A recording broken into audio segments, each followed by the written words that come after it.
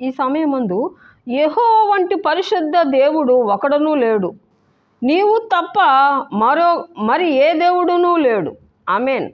మన దేవుడంట పరిశుద్ధ దేవుడు. దేవుని స్తోత్రం. ఇలాంటి దేవుడు ఎక్కడ కూడా లేడు. నీవు తప్ప మరి ఏ దేవుడునూ లేడు. దేవుని స్తోత్రం. దేవుడు తన ఆత్మతో మనకి బోధిస్తే తప్ప మనం ఆ మాట చెప్పలేమండి. దేవుని స్తోత్రం. దేవుని యందు ఎవరైతే విశ్వాసం ఉంచుతారో అప్పుడు దేవుడు ఏం చేస్తాడంటే తన ఆత్మ మనకి బోధించి ఆయనే దేవుడునని మనకేం చేస్తాడు, తెలియజేస్తాడు. ఆ మాట అప్పుడు మనం చెప్పగలం. నీవు తప్ప మరి ఏ దేవుడునూ లేడు, మన దేవుడు వంటి ఆశ్రయ దుర్గమేదీ లేదు. యెహోవా అనంత జ్ఞాని అయి దేవుడు. దేవుడంట అనంత జ్ఞాని అంట. మన జ్ఞానం ఎలా ఉంటుందంటే చిన్న పిల్లలు ఆడుకుంటారు చూసారా, చిన్న పిల్లలు ఆటలాడతారే అంతవరకే మన జ్ఞానం.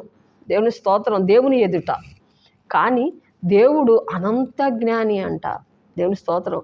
ఆయన ముందు మనం సరిపోతామండి. దేవుని స్తోత్రం. స్తుతులు వందనాలు చెల్లిస్తున్నాను. గొప్ప గొప్ప శాస్త్రజ్ఞులు కానీ లేకపోతే గొప్ప గొప్పవారు ఎందరో ఉన్నారు భూమి మీద. కానీ మన యెహోవా వంటి దేవుడు ఏడి? దేవుని స్తోత్రం.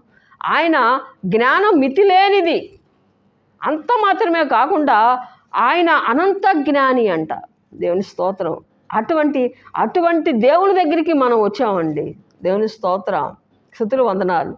దేవుని కృపలో దేవుడు మనలందరినీ భద్రపరిచి, దేవుని స్తోత్రం, తన కృపలో మనల్ని భద్రపరిచేటట్టు మనం ప్రార్థన చేద్దాం. దేవుడి మాటలు దీవించునుగాక.